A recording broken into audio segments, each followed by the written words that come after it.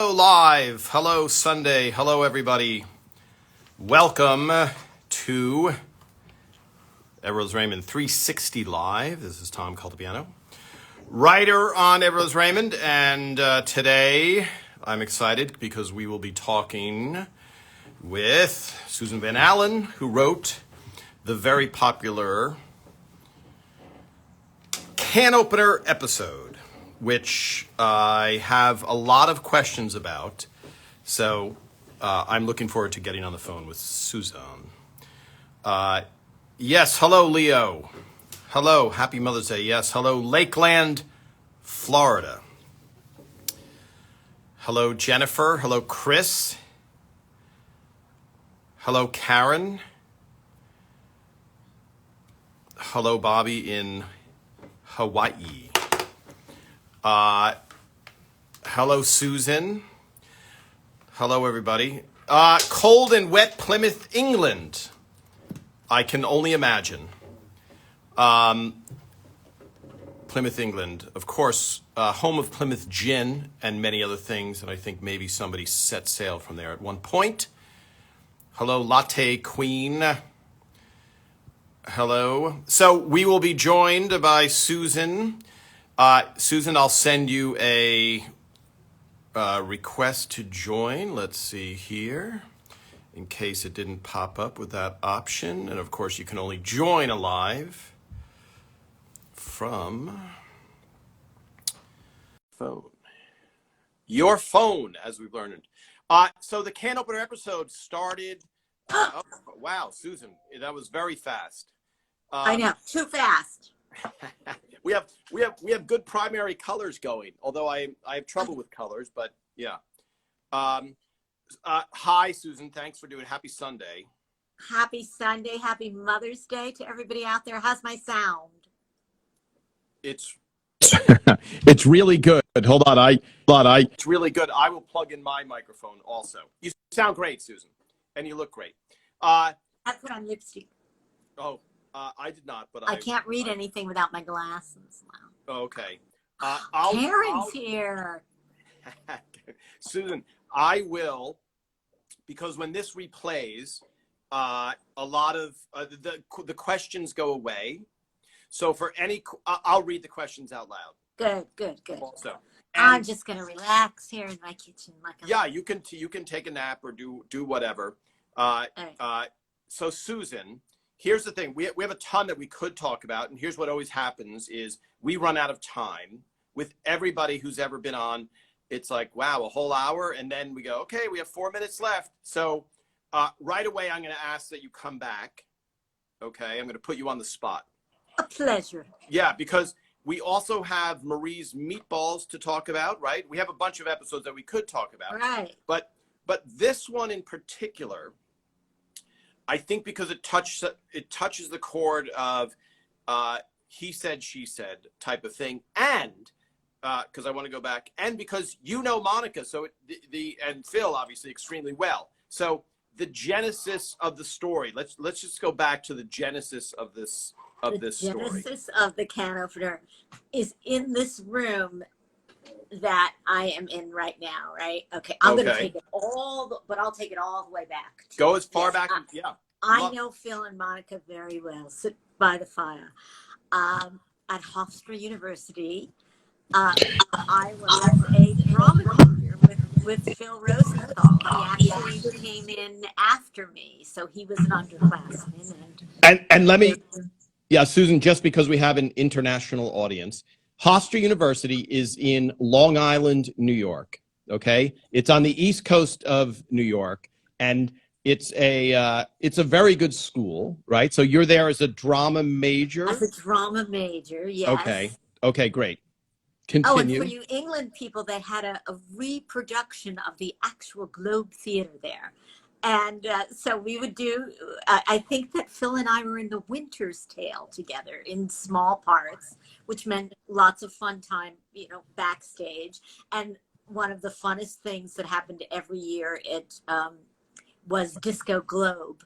It was, we're dating ourselves here, but there would be a disco ball put over the globe, and all the drama majors would just go wild, and all kinds of things happen. And this was not, the Disco Globe was not original to the original Globe Theater, but you guys updated it. We updated. We did everything. So I knew Phil, thought he was such a funny guy. I love that he and Tom, who played Bernie on the show. So for those that don't know, Tom McGowan played Bernie on the show, and Tom McGowan is an actor who has been in many, many things besides Everybody Loves Raymond. Too long of credits to list, but Broadway, television, movies, etc.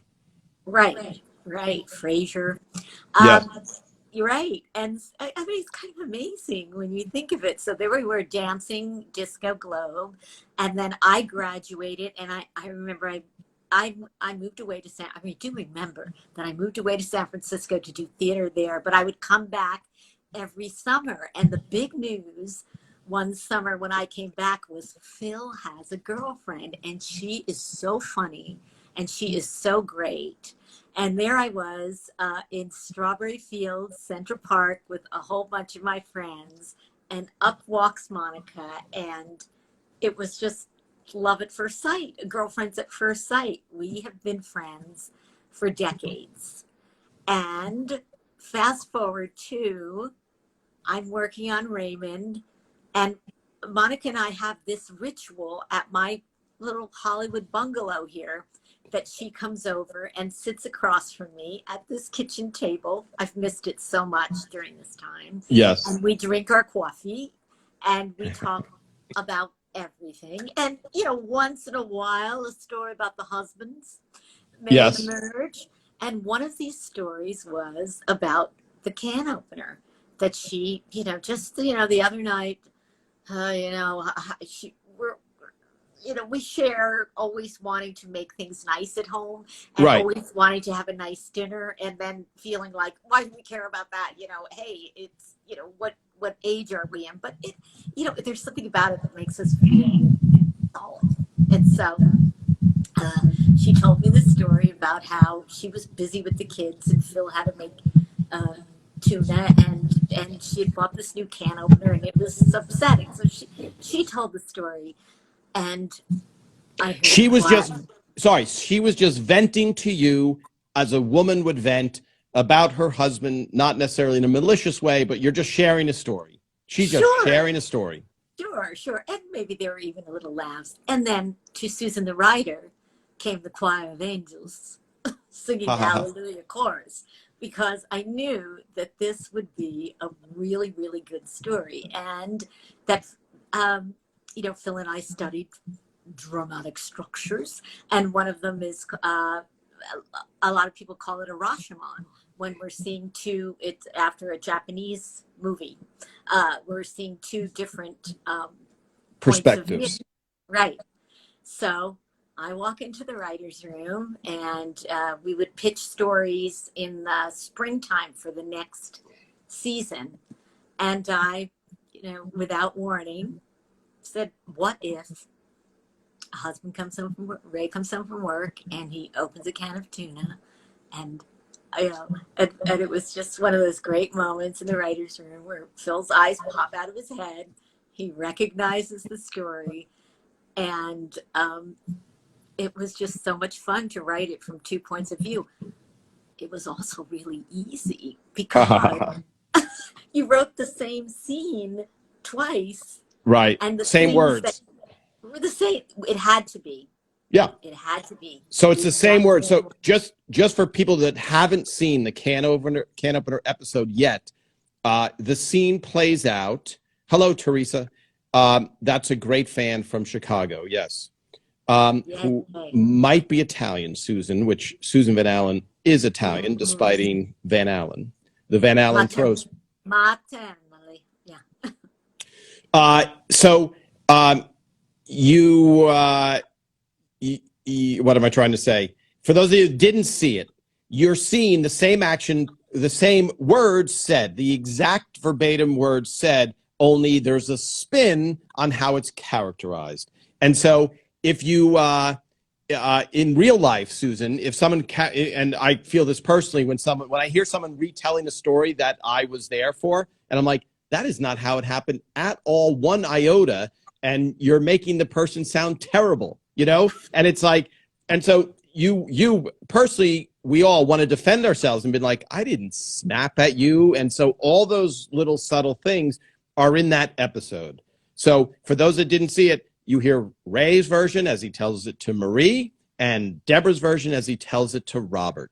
And you have to know that Marie loves the idea of Deborah being characterized poorly, and Robert loves the idea of Ray being characterized poorly. So I'm just going to, in that writer's room moment, Susan, because I remember the initial discussion where Phil was telling the story when it happened, okay, when it just happened to him, and it was just like, okay, knowing Phil. So Phil is, I got to preface it by saying Phil is such a nice person, and clearly he loves food. He has a food show on Netflix called Somebody Feed Phil. He's obsessed with food. Great show. Food is so much his life, but we all know that he's not really Mr. Handyman in the kitchen. So when he starts telling us this story, we're like, boy, Phil just going, that's fine. I'll eat tuna fish. So, that doesn't sound like Phil. That doesn't sound like the Phil. And so there was the thought of like, I wonder what Monica's version is, which obviously you knew Monica's version. Right. And so then was there any hesitation of like, because I'm asking for the people watching. I know the dynamic between Phil and Monica, but was there any hesitation of like, I'm going to walk in the writer's room and I'm basically going to say that my boss is kind of a schmuck a little bit with this story? No, I mean, he, the way he loved taking stories from his parents, like the toaster. I'll never forget when that really happened. And that's the one where he gives the toaster Ray gives the toaster that's specially engraved to his parents, and without even opening it up, they take it back to the store. His parents did the exact same thing. Yes. So he, I mean, what made the show so great was that everything was based on truth, on somebody's truth. And that's why we're all here together now talking about it, because that's what made it universal and timeless. I mean, these things don't grow old, Yeah. You should have been here, the other morning when my husband, spilled the fusilli all over the place. I mean, Yeah, you have to just let that go, Susan. Okay. So then, Susan, let's just go back to the story, because in the episode, which I just watched, and I will say, for people that are watching, they have seen the episodes so many times that they know the episodes much more than anybody that worked on the show, because no one watches, most of us don't watch an episode of Raymond 50 times. You worked on it, you're in the trenches, it goes, you see it, you're like, great, that's good. And then generally you probably only see it a handful of times. So it's so that people watching it know it inside and out. But that kind of, okay, how do we, since it is Phil being characterized, how do we weigh between, giving it a fairness on each side and at the same time giving it a spin? Do you remember at all that decision, like, must be told from the same words? Yeah, must be told from the same words. I think that, Phil laid that down. And of course we felt so lucky because we had these great actors that could fool around with that. Yeah. We're so adept at taking one line and spinning it in different ways. And I have to say that I rewatched it this morning, and I was totally entertained by what they both did was brilliant. Well, I think that when you watch Patty and Ray and Brad, obviously, all of them, just bringing those words alive, there's such, I mean, you can't thank them enough for how much they bring to the material. And I was told, Really? a network executive told me once, a show with the most brilliant writing in the world and really mediocre actors will not survive. But mediocre writing with phenomenal acting will survive. And so, you see it. Hopefully we had both on Raymond, but when you hear them saying those words initially, you're like, oh my God, you're like, I'm brilliant. And it's really them, making it just, elevating that material so much. So now let me ask you this. Which side do you think is more accurate in the truth? Because I will have Phil and Monica, going into detail about this, because they each have a right to defend themselves in the public opinion court. Right. Oh my God! Don't make me take sides with mommy and daddy. That's like, I mean, I could see that. Deborah was probably very busy, and it's in those little moments that those things happen that become a big deal. Right. I mean, she does say, like, could you just wait a minute and I'll get to it. Yes. And and then to the husband, it's like, and I don't know, as I get older, when I'm hungry and I want it now, you know what I mean? And that can cause a lot of irritation. So I understand it from his point of view. Well, sorry. I hate kitchen gadgets that aren't classic kitchen gadgets. I just, I mean, from Instapot to like a fancy can opener, forget it. It's not me. You can't improve on it. Well, by the way, that can opener that Monica got, and again, she can defend herself. I did have one of those similar ones where what it does is it makes it not really a sharp edge, and so it does this. When it works, it's awesome. The problem was it just doesn't work that often. It often doesn't work. Whereas the one you're talking about, which was probably patented, in 1924, works all the time, every time, and never fails. You just risk a laceration of your finger. And so I remember in the writer's room, Phil was like, did we need it to, like, why are we improving on that? And this is, you had to say, of course, Monica, like someone was selling those can openers for some school charity or something. So she bought 5. So she was helping. Which then, yes. So she's helping children, and Phil, in this selfish way, is more worried about his dinner. Now, let's go back to the characterization, because I love and Patty Heaton has 4 boys.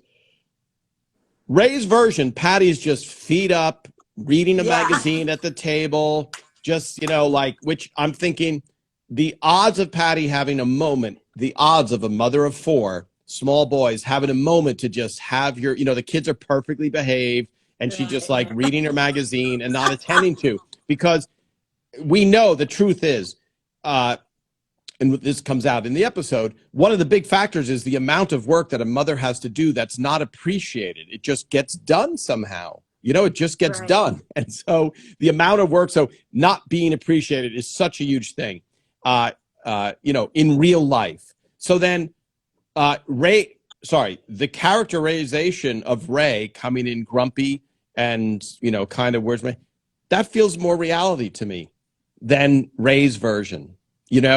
I can see, again, Phil will have his chance to defend himself in the court of public opinion, but it feels like his version is her version of telling the story of how he behaved, to me, is closer than reality.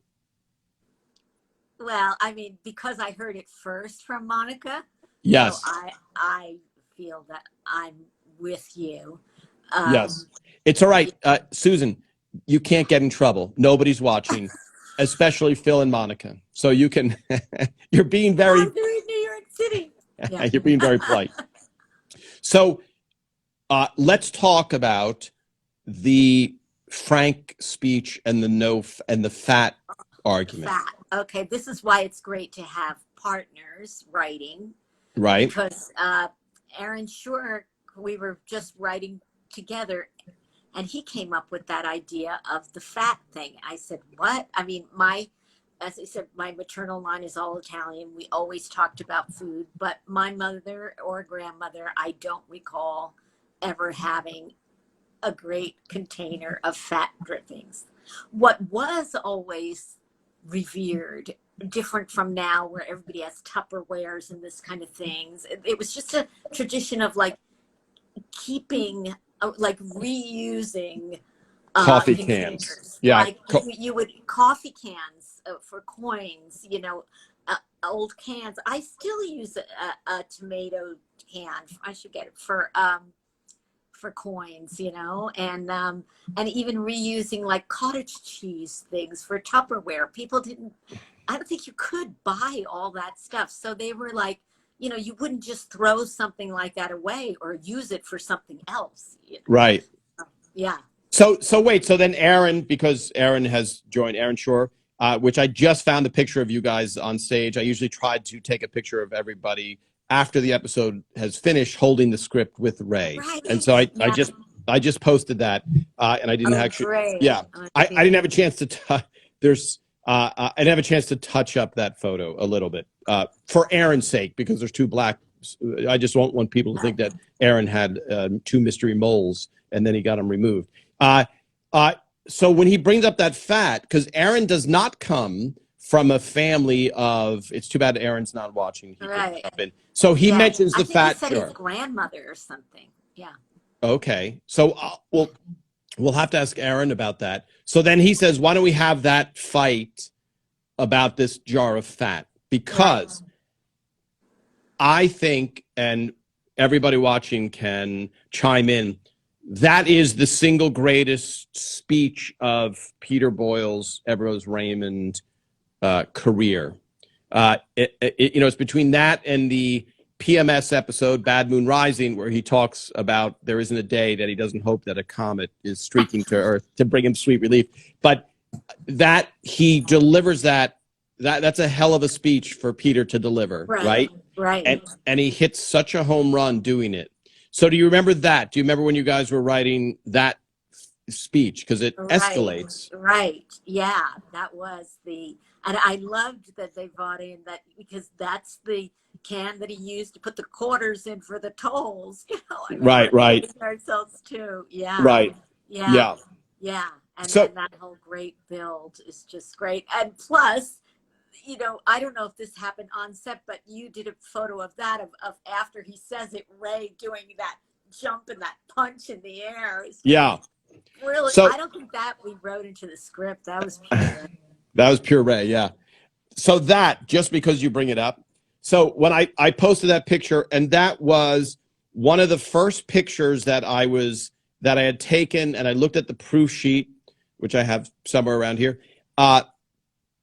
Ray, who subsequently took that photo to Letterman, so he took that photo and showed it on Letterman. Because, he said, Dave, look how high I'm jumping. Because if you look at the photo, his leg, and a friend of mine who's a painter noticed this. He's an artist. He's like, the line of Ray's leg is exactly lined up with the dishwasher. But on Letterman, Ray goes, Dave, look how high I'm jumping, and I'm still only eye level with Brad Garrett. Because my God. Yes, look how high Ray is jumping. Now, for those, and I'll post this picture, for those of you that watch the episode and look at that picture and go, wait a minute, when was that in the episode? Because I took the photo from far away, and on the proof sheet, I take a picture of the end of Frank's speech where he just goes, and then Ray jumps, pumps his fist in agreement. Well, I took it from a wide perspective. So I zoomed in on Peter at the end of the speech, and then I zoomed out quickly and caught Ray's jump. But when you see it on TV, because it's a close-up shot of Ray, you don't get perspective. So it doesn't look like he's that high. So that's why that photo, for everybody who's like a little bit confused of why didn't I see it, that's why that moment is. And of course, you would have to be me who took it and goes, yeah, I know I took it, and I know he was that high. Because I got to be honest, when I saw the episode, the episode is phenomenal. But when I saw it, I was like, oh, it's not a wide shot of Ray jumping. You know, and so it loses its effect. So somewhere is footage of the wide shot of the camera, right? Because there's 4 cameras. The editor. Yeah. Yes, to dig in there and show that outtake. Yeah. So that clears that up. And then, do you remember show night, Susan, from that, of how it was going? Because I mean, I know it obviously went well because we don't use a laugh track. But do you remember being like, oh. Yeah, I remember. Well, I think that jump was a real surprise of it, and just, you know, you're like, is Peter gonna do it? And Peter just, you know, it deserved that jump. It really did. It was great. And of course, you know, just you know, you could feel the audience as soon as Marie comes in, just real nice with the can over. You can just feel the audience. It's kind of like when you're telling children a really good story and they just snuggle up a little more. They go like, "Oh, this is gonna be good." You know? Yeah. Yeah, you know, they're with us. It was season 4. So they, you know, everything had been established, and it was one of those episodes with no guest cast, not even Amy. Just a very close, just another morning with the Barones. You know? Yes. Well, that is funny. You know, I never thought of that. That the story that originated with Monica, she's not even in the episode because she's represented by Deborah in that one. And I think the significance of the Frank speech in that, for everybody watching, on certain things you can cut away. Meaning you can go to another angle, you can go to another person. So if the person doesn't remember the whole speech, then it's okay because you can piece it together. But this one is so intense from Peter that you don't want, from Frank, you don't want to cut away because it loses some of its energy in performance. So you wouldn't want to cut to Deborah, you know, do a lot of cuts. That's why it was important that Peter in real life nail that speech, and he gave it such heat and such, you know, such a phenomenal performance. And of course, Peter was a great actor, you know, so it shouldn't be surprising, you know, that he just absolutely nailed it, you know. And the 2 of them together. And I love the point where all he says is "can of fat," and Marie freezes, and also the 2 sons do, just like fat collector. Yeah. God, what can of fat? Yeah, the one, you know. And I think everybody in their family has that one, you know. In my family, there was a pot roast, just, you know, that everybody knows it got thrown across the table. You know, it was just that one dinner, you know. But so that's funny, Susan, because the emotional charge of that can of fat, that's the type of thing where you brief people, right? So if I went to your house, because I remember I went to your house once for Thanksgiving. I think it was a Thanksgiving dinner. Yeah.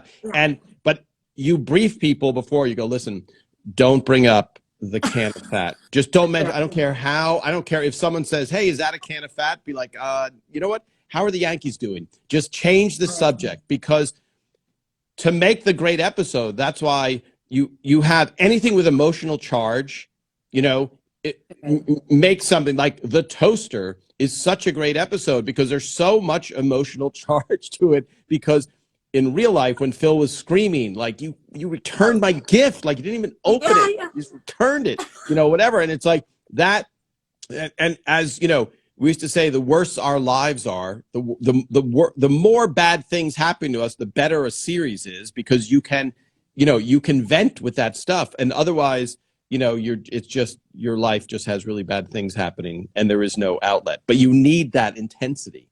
I want to hear the roast beef story, but you don't. Yeah. No, you know, I don't know. We were all kids, and God knows what was going on between Mom and Dad. But I mean, it was always a mystery why something was said, maybe under her breath, and a pot roast got thrown across. It didn't hit her, but you know, there it was on the floor, and the kids just scattered to bed. And they had a lovely 37-year marriage, you know, like Marie and Frank. Yeah. Us arguing with that, but you know, and no, we were then not sat down and explained anything. You know, it was a different generation of, like, you know, sometimes Daddy gets mad. The end. Well, by the way, Yeah. we always knew he did, and that did not happen. Very God bless their souls. Yeah. It's okay, Susan. Yeah. You can pour it out here. There's going to be no. And so then, Susan, when you saw the final episode, because for those watching, one of the joys of having 200 live people in the audience is when the audience is assembled, they get to see an episode that hasn't aired yet. And it's the only time in the existence of the show where you get to watch, it's as if you're sitting in a theater watching your own movie. Right. And so do you remember that playback because you're watching it cut together. Right. You're like, oh my. Yeah, you're watching it live. No, Yes. like I said, I think the moment that I so loved is when, first of all, they're getting a real kick out of the different points of view, and they know it from the start. Yeah. Because when Ray comes in and he just kneels down and gives Deborah a kiss and slowly says, "How was your day?" Everybody's like, right. This is a version that sets it up. Right. I mean, maybe because I'm just really partial to the Marie-Deborah relationship. When she comes in with that can opener and you just know, like, this is not going to be a good morning, and how is everybody going to get out of it? Yeah. And then Frank comes in and says eggs, and you just, it was a beautiful, beautiful build that you felt, which are, there's so many, hundreds of great episodes, and that was, how they were structured. And that was all about rewriting in the room and the actors. Yeah. So Susan, let me just read some questions because we've been talking. Let me go back and scroll through. Let's see. A lot of quotes. Interesting. Yes. Okay. I can't imagine other actors playing those parts. True. That would be a tough one. Ray couldn't even prepare snacks for the kids when he decided to take the kids to the zoo. Could Ray cook in real life? Says Karen. Karen from New England, correct? No, Ray does not. Neither Phil nor Ray cook. I think Phil makes a very good peanut butter and jelly sandwich. And maybe scrambled eggs. Yeah. Yes. In the episode, was it a real tin of tuna or something less fishy? I don't remember. Do you remember, Susan, if they switched out? I remember. We had wonderful prop people that would work all kinds of miracles. My husband's now in the freezer. If you hear any noise. I hear a bear rooting around in your house, but I didn't know if it was your husband. So the prop. So just, the one, there's so much liquid in it when it's all over him, You're right. Which Phil did tell, I remember, in the writer's room. Because it was all down my arm. Yeah, he told it. Before you came in, he just shared the story. He didn't say this is an episode. He was just sharing the story. So he did characterize as a lot of liquid, but I'm sure it's my guess is it was tuna, and they they rigged it. Yes, making sure they look bad. Great. Yes, Teresa, you told your son he needs to watch Bad Moon Rising. Yes, also based on a Phil and Monica thing. Absolutely. Great quoting of the thing. From Windlepoons in England, because the story was kind of, quote unquote, gifted to the writers. Does that speed up the writing process? Well, I wish it were so, but it does a little bit of disservice to the writers, because just that story, now in hindsight, every story seems so easy to write. I wrote it had to go that way. You feel like, yes. But you still have to, the whole thing that you're talking about, the can of fat and the argument between Frank and Marie, that didn't happen. So the device of hearing a story from both sides is a known device, right? You know that's a device, but it has to be made great. So just because it happened, it's a great question. It's like, hey, this kind of, so I will say this. Some episodes seem to have, because there's a real life thing, a beginning, middle, and end, which is what you're looking for in a story. And so Aaron and I wrote the bad, where Ray keeps the breakup tape. Ray keeps a breakup a tape, which actually Ray won his acting Emmy for that episode. But that was just based on Aaron Shore keeping a breakup tape, okay? But we didn't know where it went. Like, you know what I mean? So that was the one fact. And so I think when you know how it starts and how it ends, that helps in the writing process. But for the most part, I'm just saying it is tough work to figure out what is the story. Because as I've said, Susan, they did, I think they did 450 episodes or something of Everest Raymond in Russia. And they shot, 200 of the bottleneck. They shot 200 Raymond episodes that we had written. Then they made up stories, but they were able to shoot very quickly because the bottleneck in any TV series is the writing. If writing wasn't, I'm not saying that just because we're writers, but because that's the slow part. That's the laborious stuff. You can produce stuff if you have a great script fairly quickly, but you can't write quickly, which is why some of the great shows like Breaking Bad and The Sopranos, they didn't make 50 a year. The network would love for them to make 50 a year, but you just can't. You can't, it's such a process. Yeah. And I think what you hinted at earlier also, where you write a draft, Phil gives notes, then you finish this draft, then the whole room gives notes, then you see it on its feet every day for a week, and every single day it gets tweaked and better and better and better and better. So it's this iterative process, because I think there's this perception that you write the script, you turn it in, you go, let me work on my Emmy acceptance speech and read every word as written, and I will be here, I will see you on stage at the Emmy. And that's not the case. It's such a collaborative, iterative process, just like we were talking about with Ray jumping in the air. And even Brad kills me when Brad is talking about his Pepto-Bismol. Oh my God, right. And putting the finger in. Yes. Oh my. And when Brad... Tiny things. Yes. When Brad exits, he leaves the room, and you hear him, he goes, I got to find Pepto, whatever. And he just makes the funniest noise. And it's just a noise, and you can't write that in you can try, but that's comedy gold that those guys come up with. All right. Let me go back to questions.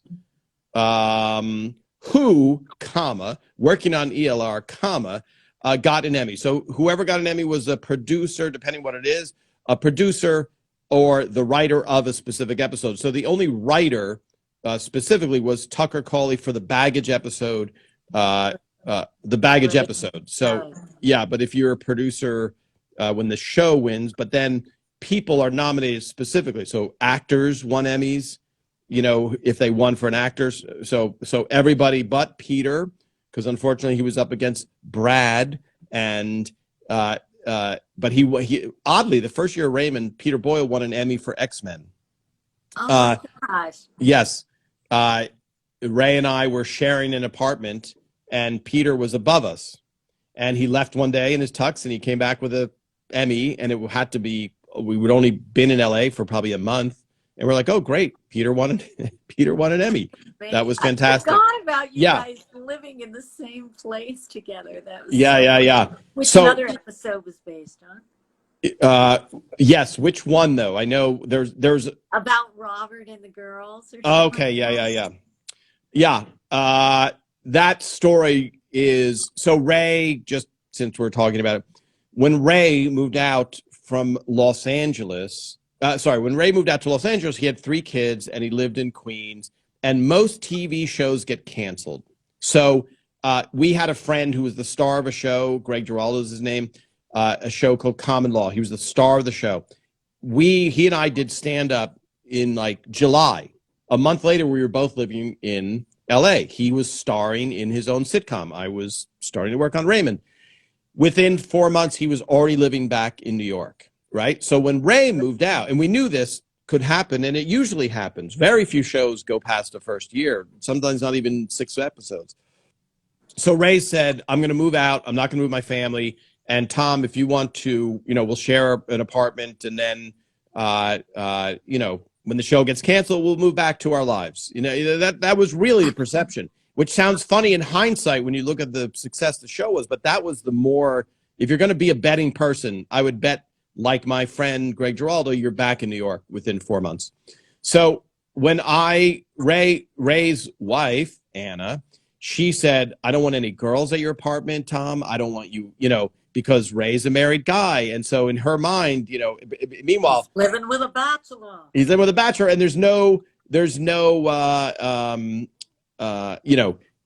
ratings on the show. So nobody knows what Ray is, who Ray is, what entity everyone's Raymond is, let alone thinking Ray's a star, So it's not like Ray was Brad Pitt, a movie star, and now, please keep the women away.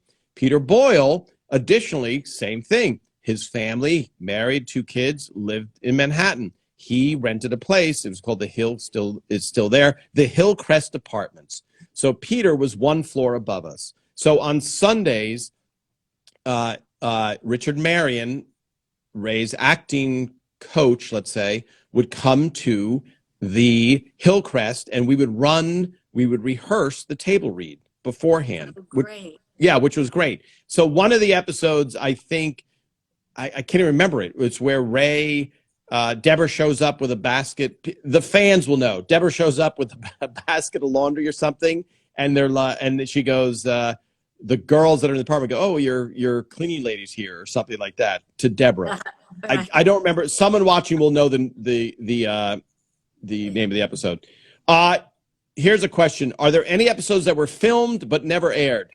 Absolutely not, and that can almost never happen, because you're talking about spending $5 million by the end of the show, $5 million that they would be throwing away.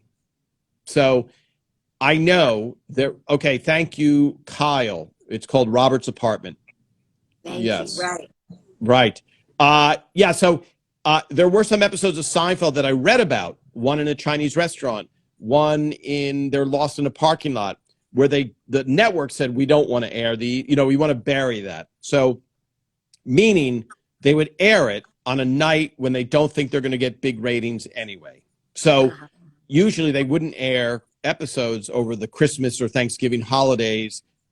That's why if you're disappointed, you're like, oh, there's a rerun of my favorite show, during the holiday. That's why, because they know a lot of people aren't watching regular TV. And this is a long time ago, when people really cared about the network ratings, Yes, Teresa. So yes, Teresa, we had a hot tub. Ray and I, there was a hot tub in our facility yes. And by the way, it was like they have them more in LA. They don't have them in small cities, but they have like these business apartments where you move in, it's short-term lease, all the furniture's there, everything is there. They're business apartments is what they are. Yes. Hello, yay, New York, from Barbara. Susan, where are you from in New York? Yeah, where are you from? Oh, I'm from Jersey Shore, actually, West Long Branch, New Jersey.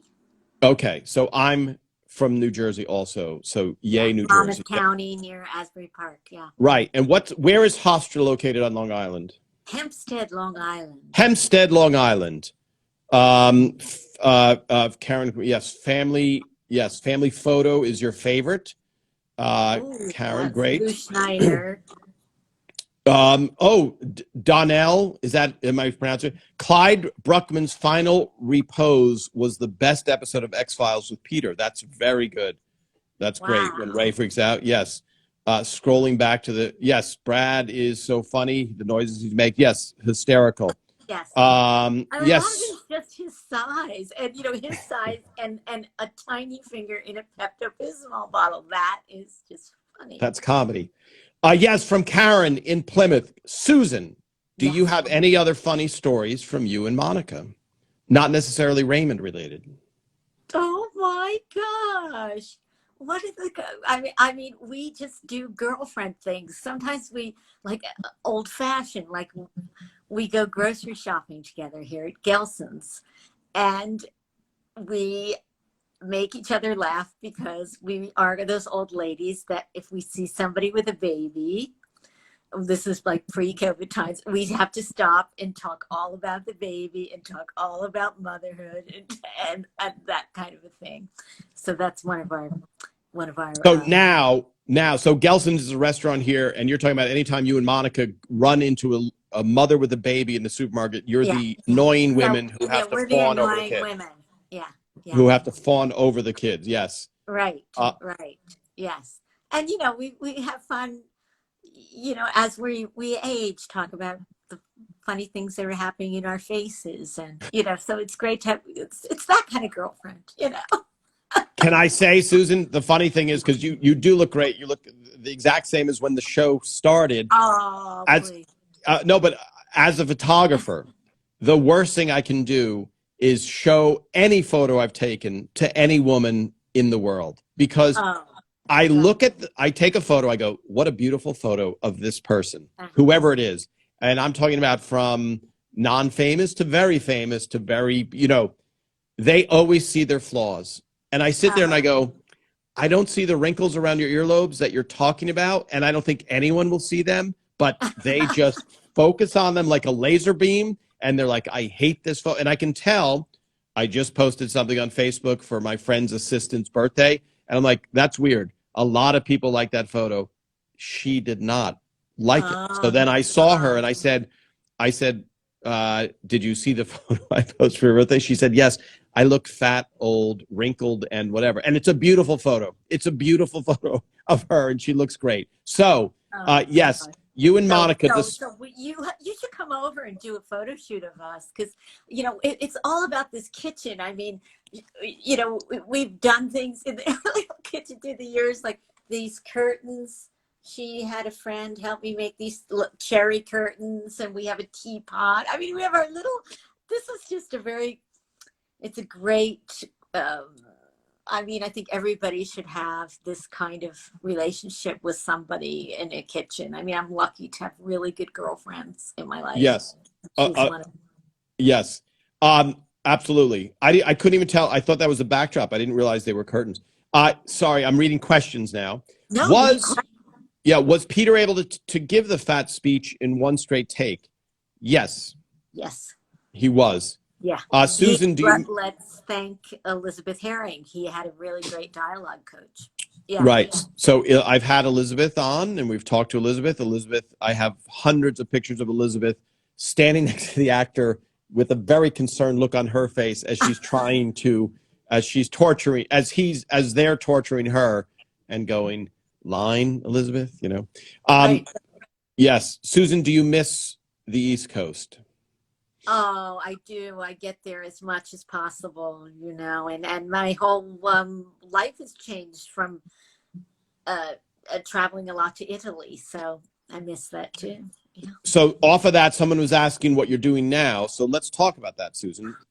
Okay. So, every time I made money writing, I would go to my maternal homeland, which is Bella Italia. And I'm lucky to have met Phil there a few times. Phil and Monica would be there recently. So I've written, I don't have my books just on me, but I wrote a book, 100 Places in Italy Every Woman Should Go. And then I started designing and hosting women-only tours to Italy. And that's been going on for about 9 years. And it's just so wonderful.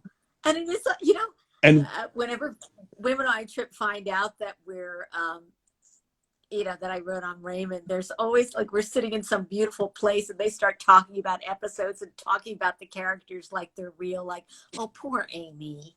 She really has a hard time of it. Yeah. Yes. And where in Italy is your family from initially, Susan? So it's on my maternal side. My grandfather was from Potenza in Basilicata, and my grandfather was from Molise, a little town called Vinchiaturo, which is near Campobasso. So they're southern. Yes. Because that what you just did is a funny thing that I hear when you hear people go, they say, where are you from? Oh, I'm from Andover, New Jersey. Where's Andover? And you want to hear, oh, it's about 50 miles west of Manhattan. But then they'll say, Andover, that's near Ogdensburg. And you go, oh, okay, I don't know. So is that south of Naples? No. They're more like a little bit in the middle of the boot, more towards the east. They're these tiny little regions, Basilicata and Molise. But I mean, loads of immigrants went from the East Coast in the early 1900s. There's, you know, I also do a lot of freelance writing. So I write for Italian American magazines, National Geographic Travel, and that kind of thing. It's great. Yeah, which is awesome. So I do know why I've never been invited on the tours, since it is women only. And Sorry. so now, Susan, Yeah. are you able to plan any tours yet? It's, you know, we are getting closer. We are getting hopeful. The EU says starting June 15th, everybody can go. This wonderful thing is happening in Italy, the islands. You love the islands too, Tom, your friends. Yes. They are vaccinating all the people on the islands, which are already safe. Because, Right. So everybody on the island is vaccinated. Everybody that comes on the island has to be vaccinated. This is going to be good, you know, to start that. And they're, you know, the vaccinations are happening quicker than they were even 2 weeks ago in Italy. So I have trips planned for the fall in Venice, another one in Sicily, southern Italy. Okay, great. SusanVanAllen.com. Join me. Yeah. Say it slowly. SusanVanAllen.com. Okay, SusanVanAllen.com. Now, Susan, back to Raymond. Yes. The next time you come on, Yes. I want to talk about Marie's meatballs. Oh, I do too. For Mother's Day. Happy Mother's Day, Yeah. by the way. Oh, yeah. Yes. Well, only because, so when you come back on again, we'll get into Marie's meatballs. Great. And I think it's such a classic episode. I know also. Someone just asked, did Susan write Marie's meatballs? Yes. So we will get into that. But I think the cooking aspect of Everybody Loves Raymond is such a powerful thing also. And the irony is that, and obviously Phil's production company is called Where's Lunch? So food is so important to him. And a lot of people ask, did Doris cook the food? You know, does Deborah make the lemon chicken? Does Patty Heaton make the lemon chicken? Which maybe you would remember, because I don't ever remember. So just so people know, I don't remember eating the food because props department is a very specific thing. So a lot of times you'll see a sign on something that'll say props do not eat, right? You know, props do not eat. You cannot eat these props because you're going to ruin the show. But I don't ever remember eating. So I remember the chocolate cake, and they'd be put on Larry's craft service table, right? Oh, right. And so, but I don't ever remember any dish from the show ever being eaten by us, other than the cake. Right. Other than the cake. It's true. I don't. We had Yes. good food. We had great food, of course, in craft services because it was demanded. And in Right. the writer's room, we had great food. Right. So I don't know whether it's a rule, and I'm gonna have to find out from. So Rhonda Robinson is not really on Instagram. She's our property master, the head of props. Props is responsible for the food. So there might be a rule because that you can't serve food, you know, and maybe the chocolate cake. Right. Yeah. I don't know. But because when you watch Phil's show, Somebody Feed Phil on Netflix, when he says cut, because, you know, when I was in Korea and did his Korean episode, you know, when he yells cut, everybody, the crew is just like, oh my, eating everything because it's freshly served food, you know, on camera. But on Raymond, I don't remember cannolis. I don't remember eating anything from the show. No, I don't either. There was some good food in the stories. There was phenomenal food, like the brajol, yes. Which, by the way, the brajol, now we're really getting, this is, as we say, inside baseball. But in Sicily, the brajol is very small, you know, made with really tight, small rolls. So we will have to talk. We will have to talk more, Susan, off camera. But the next time you come back, we're going to talk Marie's meatballs. And if you think of any other story with you and Monica, and what I was going to go back because when. Go ahead. No, I was just going to say the other ones that I wrote were The Visit and Cruising with Marie. Uh, Can and yeah, what was can it? I yeah, Blabbermouth was the Monica Blabbermouth. Yeah. one. And I'm saying even I think people enjoy hearing stuff about not even Raymond related, but just hanging out with Monica, stuff like Hanging that. out with And Monica. the Curious. Okay, I'll think of. I have to consult with her. Yeah. what no what but one of the things I was going to just go back on is because when I was talking to Andy Kindler, he moved to LA to be a songwriter, which I did not know. What brought you to LA to begin with? It was to do television writing. So I was a drama major. I was in went to San Francisco and did a lot of theater there, and then started writing my own show. And yeah, then when a few friends started getting working in TV in LA.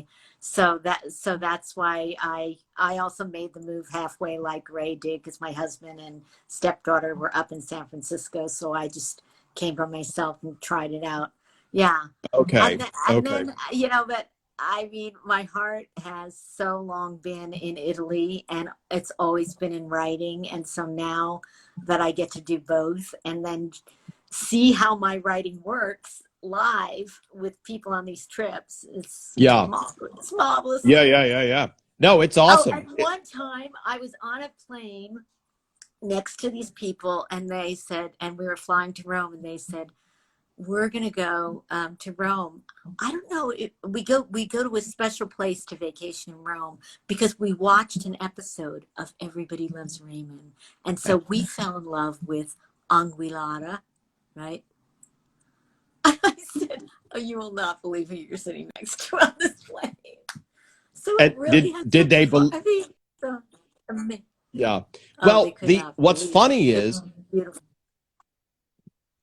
yeah. What's funny is that's what happens to Phil now all the time, because Phil's also it's funny, you're both doing travel and food. And that Right. happens all the time. We went to these places because Phil went there. So it was, I think, just touching on that Italy episode, that was a brilliant episode that Phil wrote. And he was pushing the real Ray Romano to go to Italy, who really didn't have an interest. And then he saw that change in Ray Romano in real life, the same way that Ray Barone changes. And I think that really was what initiated a lot of Phil's wanting to travel with food, to share that. So I think that's, it's the springboard, because it's such an important thing to Phil and obviously to you. So last question here, Susan. Did you watch Stanley Tucci Searching for Italy? Yes, I did. So Barbara, you have to know that Susan is a very close friend of Phil, so Phil. she can only say it was terrible. But no, how was it? No, How I thought it was really good. It was really accurate. I okay, I'm going to say one thing, and maybe it's catty. He was raised on Long Island or New York or whatever. No one I know says Renaissance or often. I don't know, some of it. Phil brings humor, great humor to Phil doesn't in any way. So I'll summarize. I'll get you out of any hot water with Stanley Tucci. Well, should who he would be I watching? rather be traveling with to Italy? I mean, I did enjoy the show. I think it was good, great that he showed so many different sides of places, and Yes. the photography was good, and he was with some of my friends like Katie Parla and Rome, and yeah, and if you're going to say like, well, you have a choice of two people to go to Italy with, Phil or Stanley. It's no contest. Yeah, I think Phil has those places with Phil. With Phil, yeah. I think Phil has a vulnerability and accessibility, and he sees it as the eyes. He doesn't put on any airs of being an expert in any way. And I think the one thing that people ask is that Phil's genuine enthusiasm? And you, knowing more than anybody, is very that's his enthusiasm. Oh my God. And it's always been that way. But I think what is so funny is that we ate cheeseburgers together, in Cheeseburgers together. Yeah, in the terrible Hofstra cafeteria. But I remember, I think I have a picture from him. We go through pictures like in the early 80s where I was living in San Francisco and he came out, slept on my floor. Phil did. Phil slept on your floor, yeah. Yeah, and we went to Greens and Chez Panisse, as much as like I was living in a studio apartment or whatever, like he talks about it too. We would honor these experiences. And I did the same thing, no matter how I could do it, take a courier flight so we could fly for free in order to get to Europe, just travel just has always been something that I need in my life. And of course, the food can't be separated from it. It's where we all join in and have fun. And that's what made Raymond great too.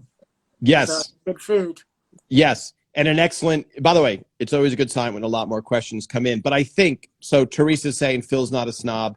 And I think that does come across. And I think Phil, a very endearing story, totally related to what you just said, is Phil would save for a year to be able to have one good meal because he grew up with no money. And so that shows, and he's never lost that appreciation, which makes it so accessible. So, and ever as Raymond also. All right, Susan, thank you so much for taking the time to join me. I'll see you soon with the Marie's meatballs discussion. Great. Right? Yes, that's a discussion. That is a discussion. Yes. Yeah. I just want to say thank you so much, Tom. This is, I sometimes on Sundays I'm scrolling through, especially in the stay-at-home time, and it just gives me such a good feeling with all you people out there. All the love for that show is alive, and you're doing a great job. And happy Mother's Day to everyone out there that is mothering, and in any way that they do. Yes, or has a mother even. Yes. Right. All right. Thank you so much, Susan. I will see you again soon. I hope so. Yes. Bye. Bye-bye.